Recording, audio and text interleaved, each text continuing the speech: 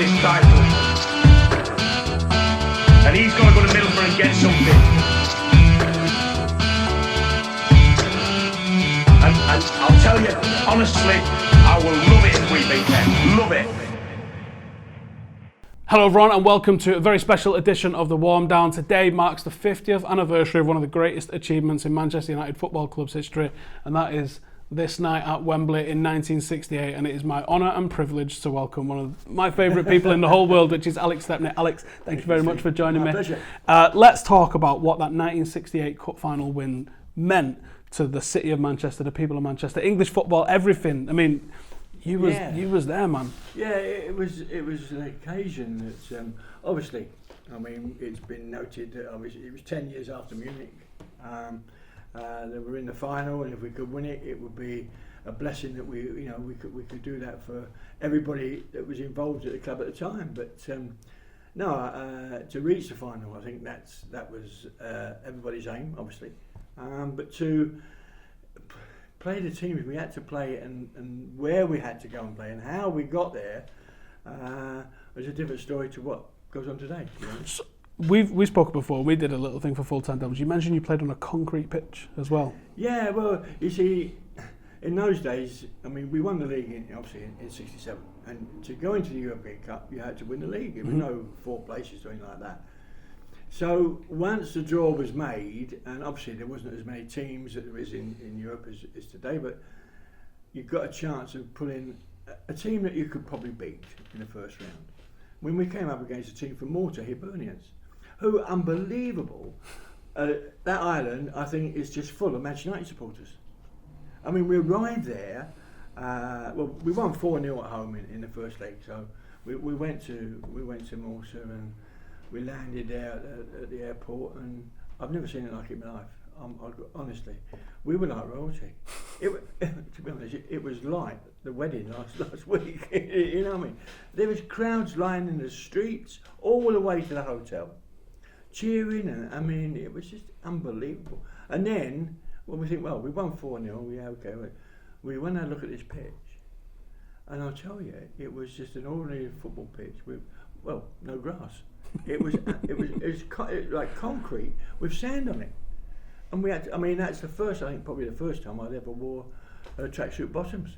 You know, I've never seen any photos or never seen any video from that game. No, and actually, their manager was a priest.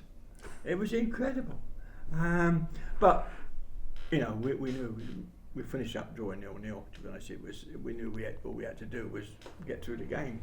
But a fantastic experience to go to Malta, and then because the next round we had Sarajevo, which was the old Yugoslavia, of course. But no charter flights. The club wouldn't have any charter flights after what happened at Munich, and so we had a flight to Dubrovnik, and then we had an 8-hour coach journey through the mountains. So the club, after what happened with Munich, didn't want to use private aircraft, and they wanted to use commercial flights. That's interesting. Yeah, I mean, I suppose at the end of the day, that's the way that they were thinking, you know. And the amazing was the fact that, you know, in those days every game was on a Wednesday night. You know, that was the issue.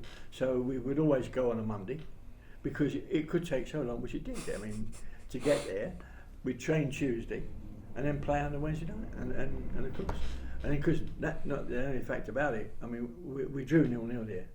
We had a depleted team actually, and they were a very hard team. They were, I would say, probably the dirtiest team that I played against is like instead of Estudiantes, but they were hard, and we drew 0-0, and of course we had that 8-hour coach journey back the following day. And then the plane right back, and then the game at weekend again. And then we had a game, but that's how it was. I mean, with a squad of what, 14, 15. I mean, and obviously you've got injuries, so you might only have. There was only one sub anyway. Jimmy Rimmer was a substitute, so there was no other substitute could be used. It was just Jimmy Rimmer. And then you got the quarterfinals. Quarterfinals, come up against Gornik. We were pre-warned actually about a fantastic player, a forward called Lubanski, and we had the home game first. we won 2-0. I think Jimmy Ryan scored late on. I think if I remember, or Brian. Late on. Was it not a Brian Kidd goal? I think it might have been Brian Kidd, but it was a bit of a deflection or something like that. And we finished up winning 2-0. And of course we went there, and when we got to Krakow, we stayed at Krakow in the Katowice, 6 inches of snow. Now, you're thinking, is this game going to go ahead? Doubt it. But the stadium was 105,000. The stadium. It was 16 below, and there was 6 inches of snow that had been actually squashed down. So we were playing like an ice rink. And the referee was Mr. Labello, who I could go further on. He happened to referee the final. But a law came out that season. As a goalkeeper, you could only move 4 steps, and you had to get rid of the ball. Okay. Right. So it's 0-0. We're up against it, but we're doing okay. I think 3 or 4 minutes from the end, they get a corner to my left. The cross come in. Well, I come and catch it. Near enough the penalty spot. It was high, but I couldn't stop. And he blew up for a foul. Oh no! Good, but I couldn't stop on the ice, and because eventually they had this free kick and it bounced about, hit bodies, and it went to the bench and he put the ball in the back of the net. Was that a the nerve? last 3 minutes was. Well, I was going to say, was that a nerve-wracking time then? Because obviously, well, you can imagine. They get another goal, momentum, everything like that. We know how it goes down, don't we? You can imagine 105,000 Polish supporters, just going absolutely bananas. Was there any away support trouble? Oh yeah, you'd probably get a couple of planes that went out. Really? Yeah. That's insane. Yeah. Red Army, having it since '68. Yeah, they do. We have friends of ours used to go. It's like everything else. I mean, I suppose the players today, they know some of the fans because they travel here, there and everywhere. And but that's how we had it, but obviously on a very small scale. Wow. And then we go to Real Madrid, the greatest team that's ever walked the face of the earth by all accounts. Well, okay, I mean they won it. Apart from us, obviously. Yeah, but they won it. 5 years, 5 years when it first started, and we had that one player that had come through that. Hento was a winger. I got to be honest, we thought possibly we could keep it to 0-0 half time. We're 3-1 down. I mean, they absolutely were superb. And Amancio was their main player. Nobby was told to mark him, and I think he did. Not mark him in that way, but mark him bang. See, we don't know about that side, or certainly my generation doesn't know about that side of Bobby Charlton. But he wasn't shy, was he? Oh, Nobby did. Nobby did, right? Nobby, yeah, we know about that side of Nobby. Anyway, so Nobby basically put him out of the game in the second half, and Matt's team talk was incredible at half time because our heads were down, and he didn't say anything. He just tutted us, and just before the bell went, he said he got up and started laughing at us. I mean, man management. I mean, you couldn't imagine Fergie doing that. You couldn't imagine any manager doing that today. But he just started laughing at us, and we only had 10 minutes in those days. Yeah, at half time. What are you doing? You're attacking teams all season. You're letting me down. This is the biggest game of your life. Go out and enjoy yourself. Enjoy yourself. Go out and enjoy yourself. That's what he said. And he always said that. Go out and play. You've got talent. Use your talent. Nothing more about it. Of course, he said. But when the bell went, he just said, "You get an early goal, you'll win the game." Because David Sander scored, and then unbelievable. Near the end. I mean, Bessie goes on one of his major runs. I mean, everyone's watching Bessie. He's beating player after player after player on the right wing, and then somehow, I mean, I don't think he's ever passed the ball. I mean, Bobby's always said, he's run into places where. In games and got in a shooting position, and he's shouting George, George, George, and next thing he says, "Well, what a great goal!" But the thing was, he actually passed it to Bill. Now Bill would never say anything. Bill wouldn't call for anything. He must have seen him and looked at. And Bill, what was he? 17 years at Old Trafford, first team, survivor for Munich, puts us in the final with a side foot. Couldn't believe it. He never side-footed the ball when he was playing centre half in front of me. No. Let's talk about some of them personalities then before we get into the actual final itself. Let's start with Sir Matt. What's Sir Matt like as a manager? You talked about his man management there at half-time.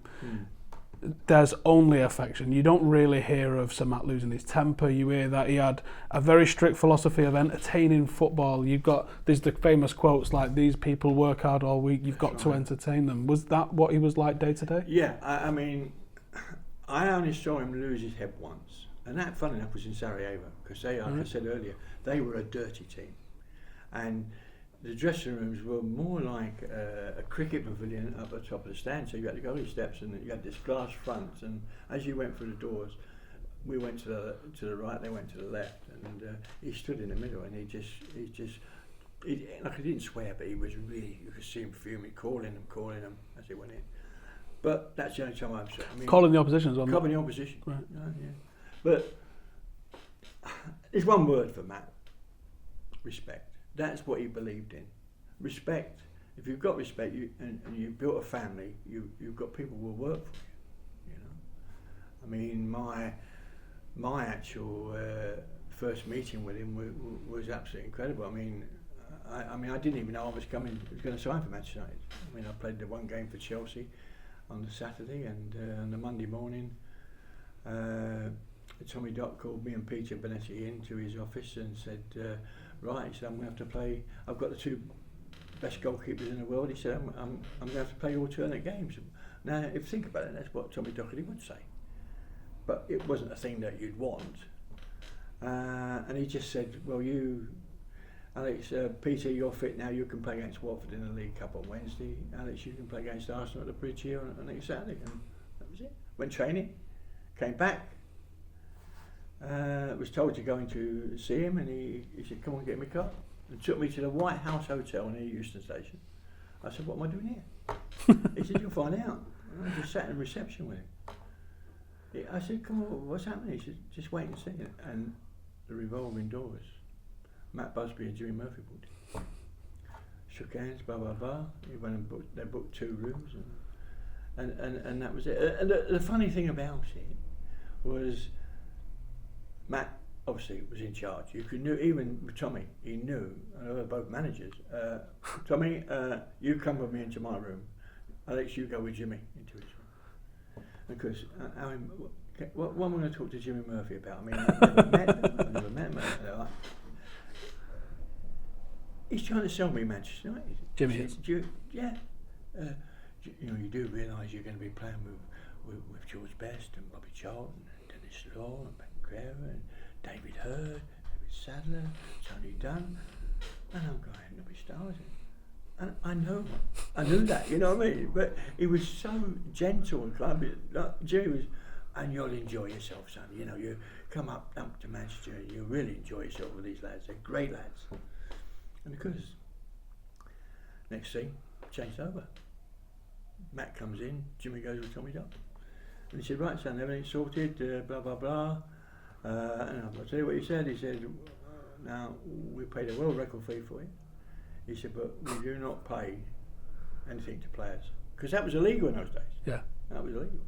This was before the wage cap was abolished, wasn't it? That's right. And it was just, and he said, but I'm going to give you this wage. What'd that do? You know, that was really double what I was getting. So, at any point was you asked if you wanted to join United, or was you basically told, here's what's happening? No, that was it. That was it. But I mean, I'd seen the Busby Babes. You know, that was it. But funny when I was going to watch Chelsea. But the fact was, I can't believe it. I'm going to Manchester United. But I've never met them. I've never met one. I mean, I played 3 under-23s when I was at Millwall. But there was no Manchester United players, so I never knew anybody. And I turned up. He said, "Right," Matt just said, "Okay," and it's sorted. But I had to come up to Manchester to sign because there was no fax machines or anything like that in those days. You know? Because that was it basically. And he said, "Meet me on the train at Euston for 10 o'clock. Be there for 9:30." Got there.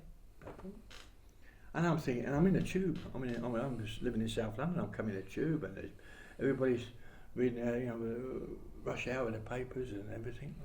I'm on the back page, you know, and I'm sat in the tube. But anyway, I got there, and I thought, what am I going to talk to him about? Matt and Jimmy Murphy in a first-class carriage, just a All the way up to Manchester. For And it's 3.5 probably about 6 hours as well. Well, though. about 3.5 hours. Oh, was it that? About 3.5 hours.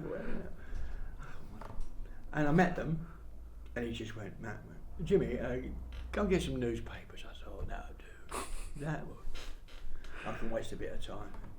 We sat there, and he put the papers out, and after about 10 minutes, he just got Daily Express and went, oh, what's all that, son? Well, on the front page, that big, was a head and shoulders picture of my wife. I'm not moving to Manchester. Oh no. I'm not going to live in Coronation Street. Incredible. I said, boss, I said, I don't know. I said, so, like, media has got to. While I was, you know, they found out, and because they got to. That's not so far removed from today, is it, No, really? no.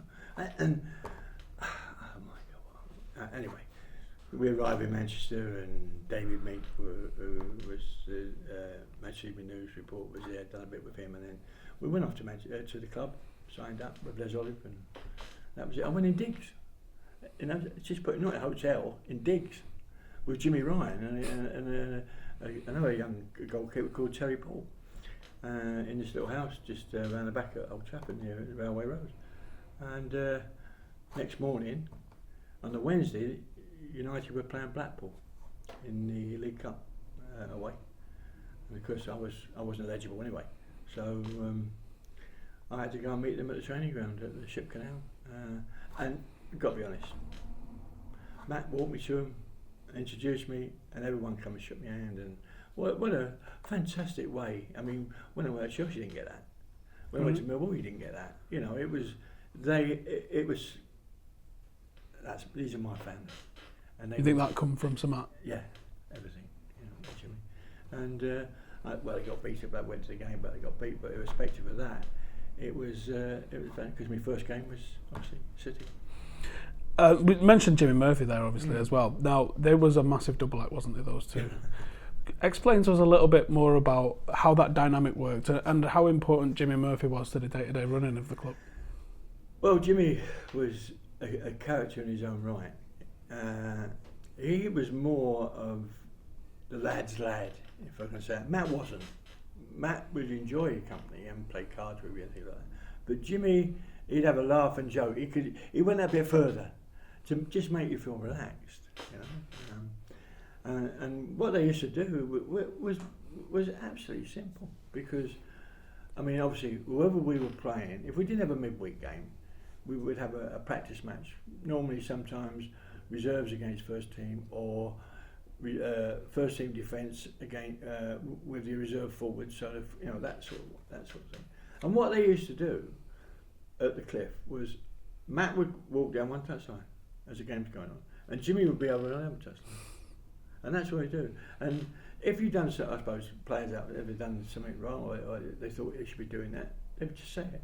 They wouldn't capitalise on it, you know, or tell them off. No, you know, keep playing it, keep going, enjoy yourself, and that was it. That's how they worked. But within, when you're travelling anywhere, I mean, we only had cards, and we played crib. You know, that was again, we organised crib competitions between us, and Matt and Jimmy used to come in and play with us. It was all in a competition, and it was good fun. You know, but the best thing about, I think one of the classic things about Jimmy, we were on tour after we won the league in '67. We went all around the world. We went to America and Australia, and we were in New Zealand. And Jimmy liked his scotch. He liked his scotch and his cigarette. You know? And because I thought, well, we're in Christchurch, and like as lads do, you know, there wasn't. It was after the game, and so we'd gone back to the hotel and we had a few drinks, and Jimmy was with us, like, you know, but obviously he'd gone to bed, and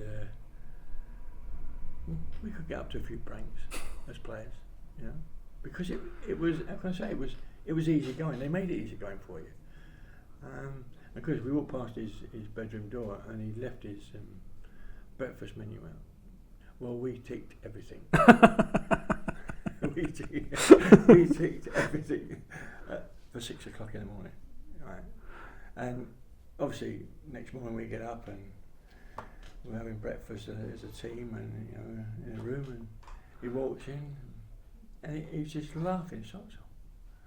He said, "Well, thanks, lads. I thoroughly enjoyed that." So he One takes way it to well as come well. in, well, all the kippers, everything, like that. And then another way to come in with toast and jam, and then come cornflakes, and then come breakfast for the lot. And he just laughs.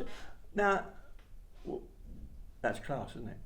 Yeah, because you obviously there's a respect line, isn't there? But there's also the fact that he can take it as well. That was it. He wanted to be part of the, you know, the setup. The lads enjoy the fun with him, because if you don't have that, and he's against it, all of a sudden you get a bit of a friction, you know, between him and the team. He never done that to me. Well, there can be some seriously pressure situations, can't they, playing top level sport like this? And when you can release that, that's always a good thing. Well, that's right. But but between them, I mean, they always. I mean, if Jim had something to say to a player, he would just on a training pitch, he'd just put him aside and just have a nice little chat with him. You know, wouldn't have a right go at him. He'd just say, look, you know, I think you could, you know, perhaps do this a bit better. That was all. I think, and. Obviously, you play for people like that. You work for people like that, you know. And it was always your Christian names, and no matter where you were, and you saw the respect that each and you know Matt and Jimmy had within the club, because whoever was on the staff or even the laundry ladies or whatever, it was always personal Christian names, and well, you can't go wrong. So Bobby Charlton. Yeah. The guy's career reads like a comic book, doesn't it? Well, I don't know about a comic book. It's a Hollywood film. A Hollywood film more than anything, because Bobby was, I mean, coming from the northeast, obviously. From a football family as well. Yeah, from a football family, but the thing was, you know, in those days you couldn't join a football club until you left school at 15. Not like today, you know. So obviously, I think Joe Armstrong, who was scout, and Jimmy had seen Bobby playing for England schoolboys and that, and because obviously from Manchester United, he might have had some, you know, probably Newcastle in some ways or some, but the fact was that it was Manchester United, you know, he got the chance to join and joined, and probably one of the best scoops that the club ever made, you know, back in the 50s. And that's what Matt's dream was, like youth football. And the amount of players that came through, and Bobby was such a massive part of it. What was he like as a man? Because we can reel his records off, we can reel his achievements off, but what's he like as a man, as a player? Bobby, and a lot of people think Bobby is a bit dour in respect, you know. He's straight-laced and in respect, but he joined in. You see, because he was part of our family, which Matt had made, and he's obviously him and Bill Foulkes were obviously the senior ones when I was at the club, and they made it all knit together, and Bobby did. I mean, Bobby would join in anything. And the best thing about Bobby, he kept scoring goals. You know what I mean? And his work rate was absolutely tremendous. I mean, you don't see that today. Even as him, as a lot of people, he's quiet. He wasn't. He was in the dressing room before the game, half time, on the pitch. He was making us play. He was winning players to play. That's the side we don't know, do we? As a modern, right. But he was a real proper leader. Oh, he was a leader in every way, and of course, you know, the problem from my point of view, and might have been other players' point of views, I don't know, the younger players, was the fact that we didn't really know what he was going through, because our Bill, you know, from the crash, but we never spoke about that. Yeah, you mentioned this before. You knew you couldn't do that, and actually it was the best thing, because if that had been me, I wouldn't want, my workmates to keep talking about it. It was about, we've got to do something about it. That was it. I think inside of every other player in the team was, we've got to do something about it, and hopefully we can.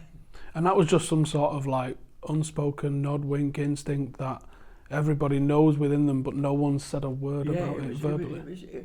It's surreal. Yeah, it was surreal to happen.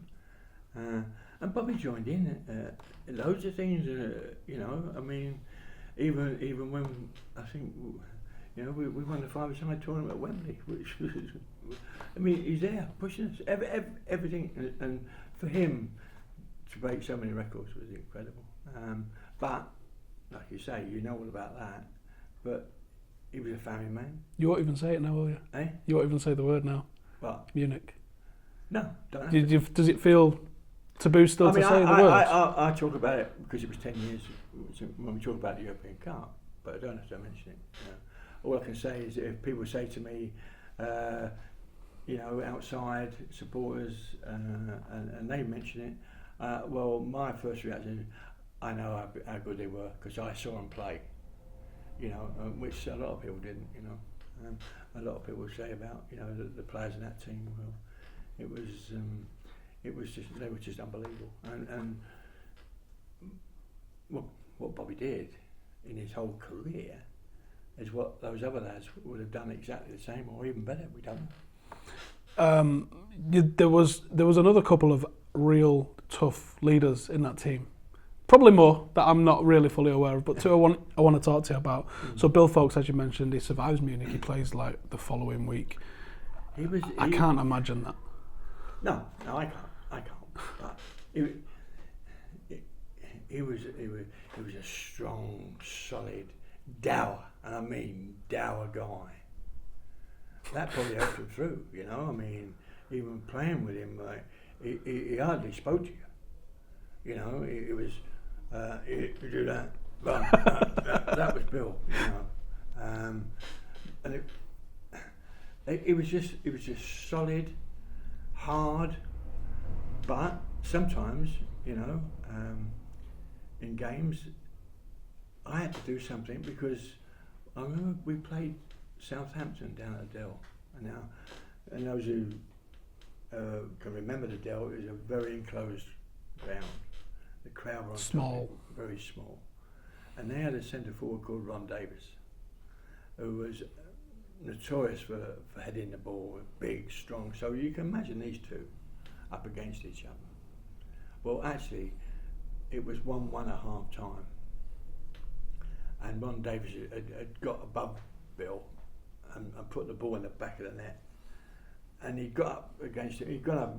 Headed a few in towards me, which I saved, and I thought, Bill, you've got to, what's the matter? Where's the matter? I said, Bill, come on, give it to him. So we went out the second half because the first cross comes in, as they're going to do it, aren't they? They know Bill's under pressure, but he done his job, and next thing I saw blood from Ron Davis's head and his nose, and we win the game 2-1.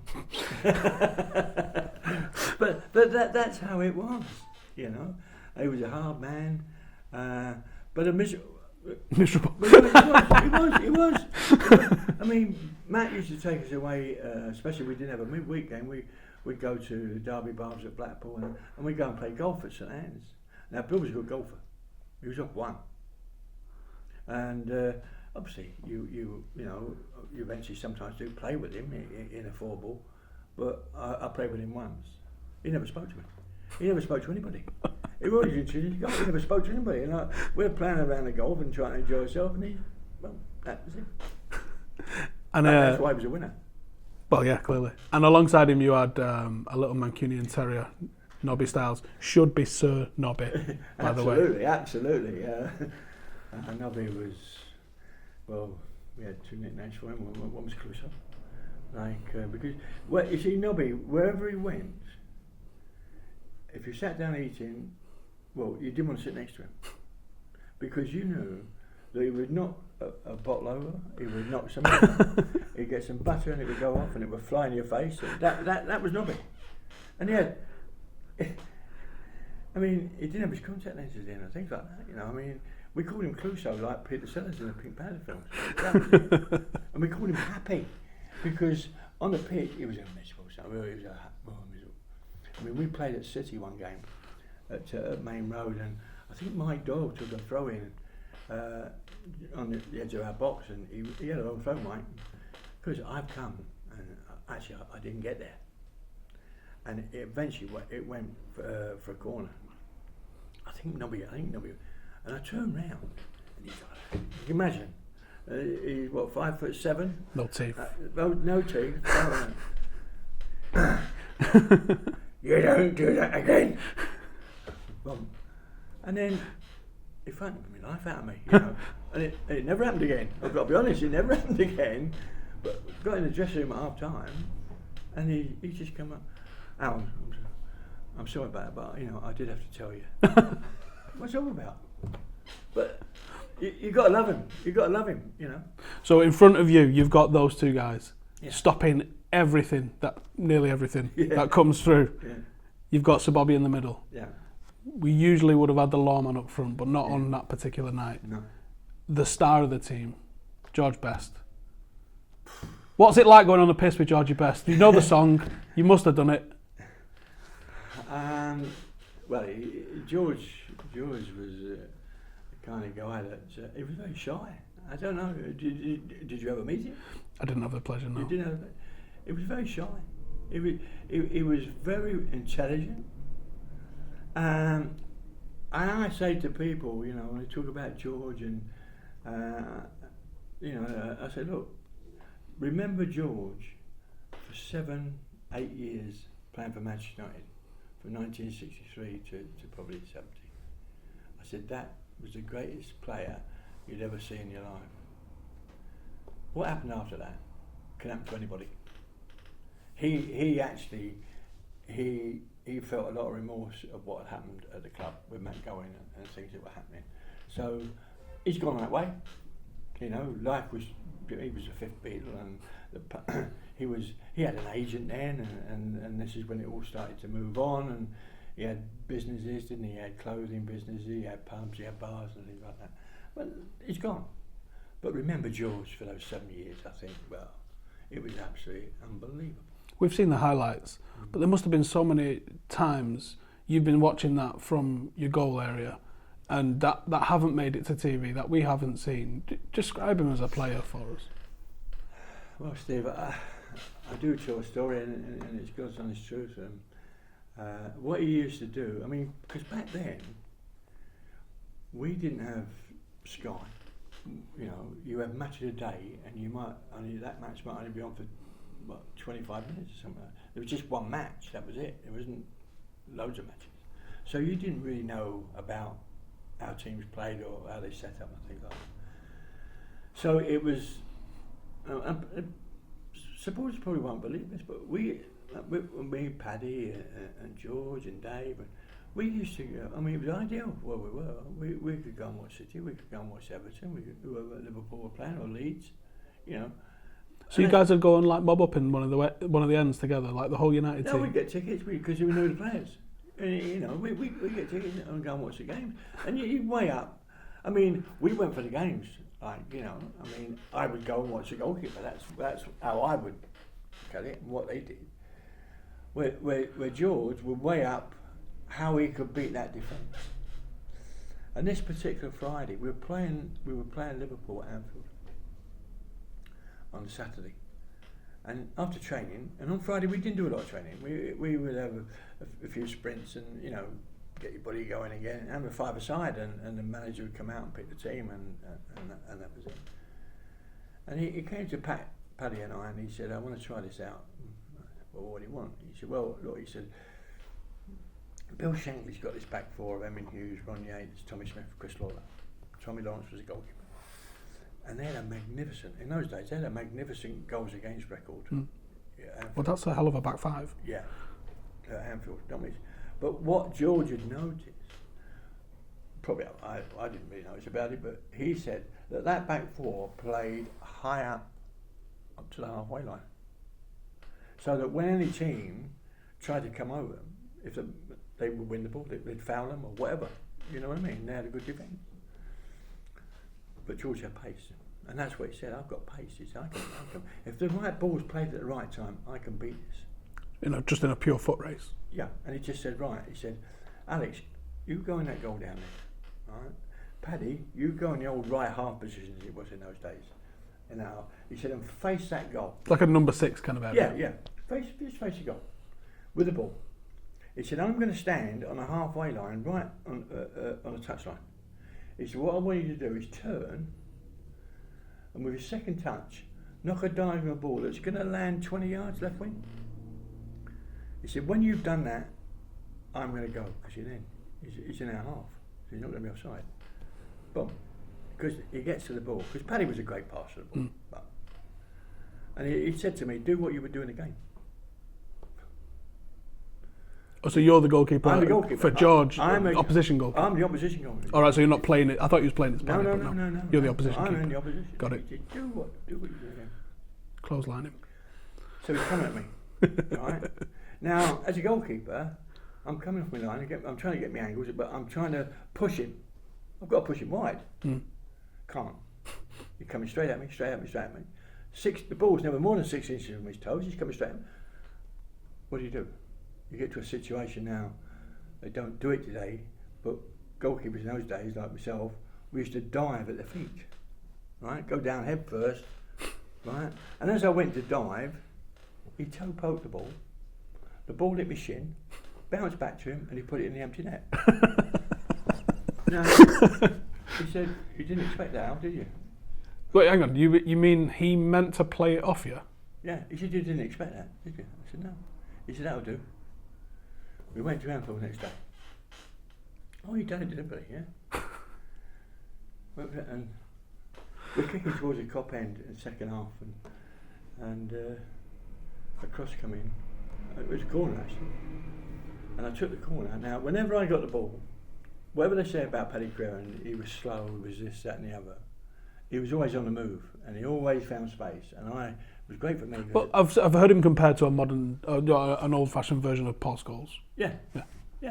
He's always on the move, but he always wanted the ball.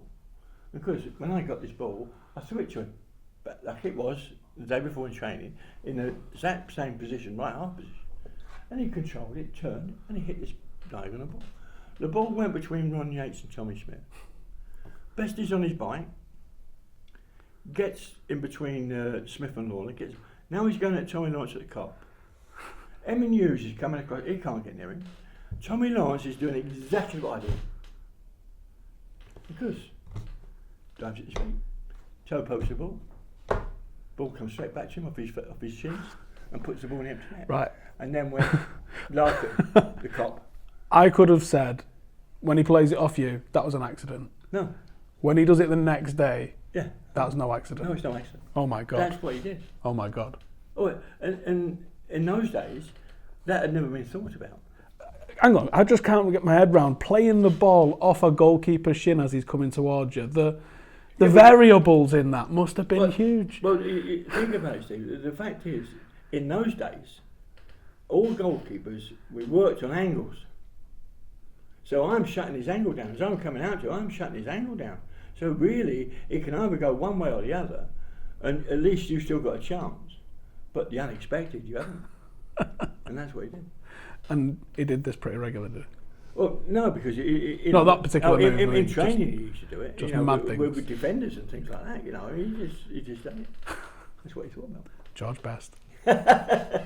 Okay, so we get through, and we spoke before, and you said if you thought the name was on the trophy, the Bill Foulkes scoring, Bobby Charlton scoring, we've seen the photos, we've seen the emotion on people's face. Bobby Charlton he almost looks distraught actually, getting through to the final from the Bernabeu. You played one game for England. Yeah. And it was the week before the final. Why is there a final the week before a friendly the week before a European Cup final for starters? I don't know. It was just, perhaps I never thought we were going to get there. But that was it. But I mean, in those days, you see, the fact was that substitutes weren't.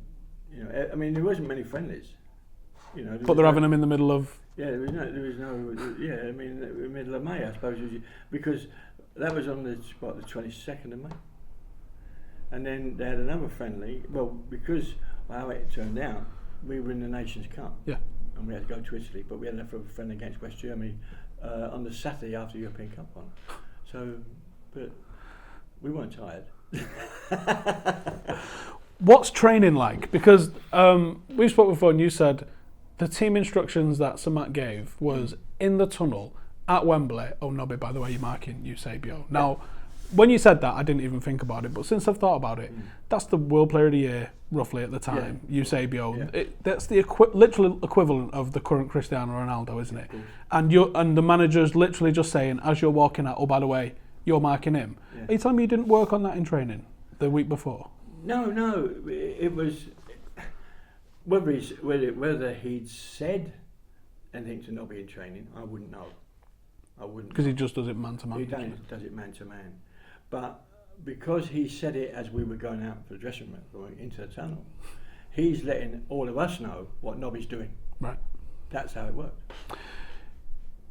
You've said in an interview previously, with the old tunnel location at Wembley and the fact that they had the dog track around it and everything like that, that's a long walk to the halfway line. And then obviously you've got the national anthems and all that sort of stuff before, and that's when the nerves get you. Yeah, I think. Talk me through walking out there. I think the thing, once you leave that dressing room, and that tunnel wasn't a glorious tunnel like they've got at Old Trafford now. It was just a hole. It was dank, and there was both team coaches in it, and there was people walking about, and then as you come down, and it was quite steep actually, and then there's a guy standing there, an official, Bob, and you stand there because the band, you can hear the band playing, Coldstream Guards, whoever it was, playing, and both teams, and you don't really say anything, to them, and you stand there and you have to walk across the dog track. Then there was a sand sort of area. Because it was an oval, wasn't it? Moon-shaped sand behind the goal, and you walk past the goal, and you had to go out. And you were told this before, you were told where to stand, everything, and that was it. And that's when. Doubt, nerves. Well, I think that's killed quite a few players, especially in cup finals. Any cup final really. It's not like being in a dressing room and going straight on the pitch. It's that wait and realise it, and 100,000 people. As well. Pomp, ceremony, all that kind of stuff. Did you have someone come and greet you? Is it usually royal family or someone? No, not for the European Cup. It was FIFA. Fair enough. Yeah, fair enough. So the game starts? The game started, funny enough, the referee was Labella. Yes, who pulled me up in Gorney, and I know he's Italian, but I just looked at him and I said, "You remember Gorney?" Fair, 4 steps. 4 steps.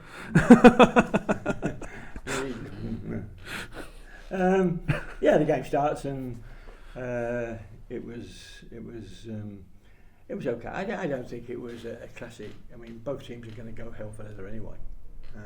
And they obviously wanted their revenge because they got beat 5-1 at home, didn't they? That was the El Beetle time, That's wasn't right, it? yeah. When George Best came on with the sombrero and that. That's right.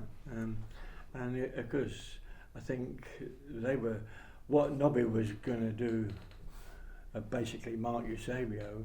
I don't know who was marking George, but I think a few of them were trying to have a dig at him, and that was how it was planned out the first half, really. I mean, we had 2 or 3 chances, I think, but they had a chance. I mean, Eusebio hit the crossbar, and a free kick saved, but that was it. This is cup finals, though, isn't it? You're talking about 2 of the best teams in the world at the time. Cup finals, they're always like that. They're always tense. There's always chances for both sides. There's always ebb and flow, isn't there? Yeah, but I think that the best thing from our point of view was we had a player who wasn't notoriously known. Johnny Aston. He never played for England. He had been in and out the team, and he made his mark coming up to the final. But they didn't know anything about it. I'm sure they didn't know anything about it. And John did what he always did. He went out and done what he wanted to do. And that's coming back to what Matt would, go out and enjoy yourself. Go and play. You've got the talent, go and do it. And that's what he did. And he tore, Adolfo, I think, he actually tore him to pieces. Oh, he was man of the match, wasn't he? It was man of the match, and the fact is that we didn't realise for a while, but what he was doing, it made our game change plan. Change because for the simple reason, give it to John, because he's tearing it apart. That's how things happen in a game, and because of that. If you think about it, I don't want to go too far, but if you go into the even the extra time, he put a corner in, but Bobby scored him, and from the right hand side. So it is 1-1 with there's that famous save from yourself from Eusebio. it's famous. I don't know. It's pretty famous. You can't deny it's famous, but it's pretty famous. Okay. So. We've spoke about how hard a shot Eusebio had, knocked you off your feet. Yeah. Obviously, there's the famous clip of Eusebio coming and applauding you, and it sinking in, and him coming back and applauding you. It was the game hinged on that moment, and then into extra time. What gave Manchester United the lift in extra time over them? Because we came out and blew them away, and it was done. Well, it was. I can remember. Because don't forget, I'm the goalkeeper. I'm back there. I'm not doing the amount of running as like. Well, you're more. I can say reflexes and well, I'm the puppeteer. I'm more of an organiser. That was that was I believe my role was. And I see if I made the saves, I made saves, and my distribution was had to be good. That's what it was about. But when the final whistle went after 90 minutes, because we went to the halfway line, and Matt came out, and Jimmy and Ted Dalton, who was a physio, and Jack Compton, the trainer, and because Wembley in those days was very lush, there's not many games played on there, and it sapped a lot of energy out of you. A lot of players got cramp even. It's been seen in cup finals years and years and years that it's happened. And I just remember someone said something to Paddy, and basically you think we're tired? Have a look at them. And they were exactly the same. They were absolutely on their knees, because don't forget it was probably 90 odd degrees in the stadium, and humidity as well. And of course, whoever's going to make the first break, whoever scores the next goal is going to win it, because you'd be depleted. And it was ironic that Tony Dunn threw the ball back to me because he wanted to keep it safe, and I threw the ball to Shea and he gave it back to me, and I had to kick it. I always like to throw the ball out me, because Brian got a flick on and George nutmeg Kaluna went round the keeper. Directly that goal went in, that was him gone, and it's amazing, they talk about scientific things in football today and mind games and all this. That goal went in. Did you know? Did you know that goal goes in, and did you see them deflate? Yeah. That's what I'm saying. That's you could see. Just went like that. So now, the thing was we went up. All out of. Bobby, what was he? 30, 34, 35. He was running like anybody. It was incredible how it evolved that we were so far better than them. I had hardly anything to do, which is great. So we've obviously all seen the celebrations, and I love the fact that the first thing on everybody's mind is to go and hug Sir Matt. Yeah.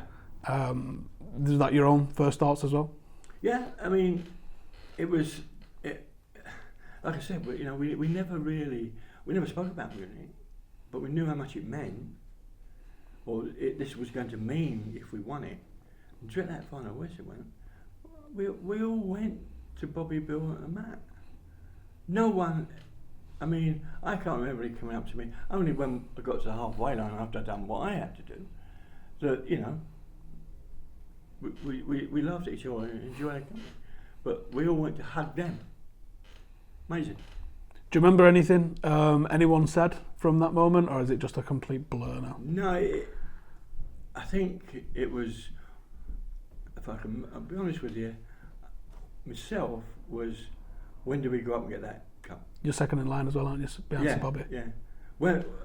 When do we go? And because they had to go up first, and that was an anxious moment. Waiting to go up them steps. You know you're getting it.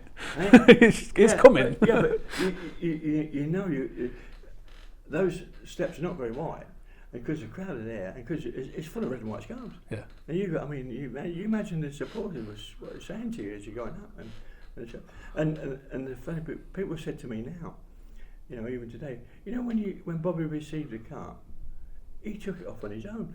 Now they pass it down the line. Why didn't I say, well, we've never done that. Is that the captain takes it? Wow. And obviously there's all the scenes, everyone running around Wembley doing a lap of then that's what you do. I mean, you do the exact thing of respect for everybody to go around with the trophy. Anything that Sir Matt said in the aftermath, or when you got back in the changing rooms, or is it just time to get on a beer? No. It was quite. I mean, I think it epitomises what a great man he was, in respect of. I can only say this, is he had an amazing memory for names, and I believe Alex Ferguson was exactly the same, because we were in that dressing room. I mean, there was no interviews like you get today or anything like that. You just want to get in the dressing room, and while we were in there, because they got the champagne in the cup and there's you got a glass, and we smoked. Most of us smoked.